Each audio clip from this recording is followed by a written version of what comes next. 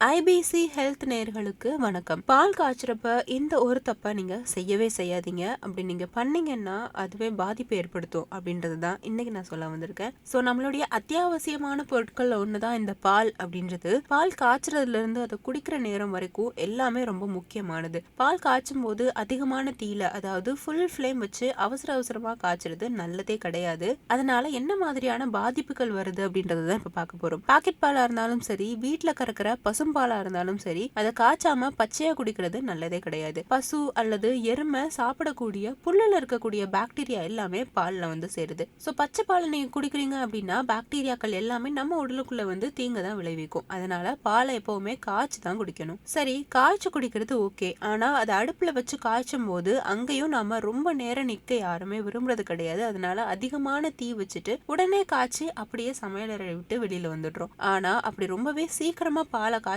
அப்படின்றதும் தவறான விஷயம் தான். பாலை சரியா கொதிக்க வச்சு குடிக்காம இருந்தா சில பிரச்சனைகள் கண்டிப்பா வரும். சுகாதார நிபுணர்கள்லாம் என்ன சொல்றாங்க அப்படின்னா, பால் மட்டும் இல்ல, நீங்க அதிகமான வெப்பத்துல எந்த உணவையும் சமைக்க கூடாது அப்படின்னு சொல்றாங்க. இது அத்தியாவசியமான ஊட்டச்சத்துக்களை அழிச்சிடுமா. பால் நம்மளுடைய ஆரோக்கியத்திற்கு ரொம்பவே முக்கியமானதுதான். பாலை குடிச்சா மட்டும் போதாது, அது சரியான முறையில எப்படி எடுத்துக்கணும் அப்படின்றது ரொம்ப முக்கியம். சோ இப்படி அதிகமா பாலை காய்ச்சும் பொழுது என்ன சிக்கல் வருது அப்படின்னு பாத்தீங்கன்னா, விரைவிலேயே கொதிக்கக்கூடிய பால் அதுல இருக்கக்கூடிய இயற்கையான சர்க்கரைய சீக்கிரமா எரிச்சிடும். இதனால உடலுக்கு அந்த சத்துக்கள் போகவே போகாது. அதிக தீயினால பாலை ரொம்பவே ஸ்பீடா நம்ம கொதிக்க வைக்கிறதுனால பாலை வந்து பாத்திரத்துல ஒட்டிக்க வைக்கும். எதுவுமே தீங்கு விளைவிக்க கூடியது. இதுல இருக்கக்கூடிய கொழுப்பு, புரதம், கார்போஹைட்ரேட் இந்த மாதிரியான ஊட்டச்சத்துக்கள் எல்லாமே பால்ல இருந்து பிரிஞ்சு வந்துடும். அண்ட் பால்ல இருக்கக்கூடிய நீர் ஆவியாக ஆரம்பிச்சிடும். அதனால அந்த நீர்ச்சத்து எல்லாமே காணாம போயிடும். சோ பாலை எப்படி காய்ச்சணும் அப்படின்னு கேட்டீங்கன்னா, குறைந்த அல்லது மிதமான தீயில கொஞ்சம் கொஞ்சமா அதை சூடாகணும். பால்ல இருக்கக்கூடிய நீர் வந்து அந்த மாதிரி நம்ம சூடாக்கும் போது ஆவி ஆகாது. கார்போஹைட்ரேட்டா இருக்கட்டும், கொழுப்பா இருக்கட்டும், புரதமா இருக்கட்டும், இது எதுவுமே அதுல இருந்து அழிக்கப்படாது. பாலை எப்பவுமே மிதமான தீயில வச்சு நம்ம சூடுபடுத்துறது தான் ரொம்ப ரொம்ப நல்லது.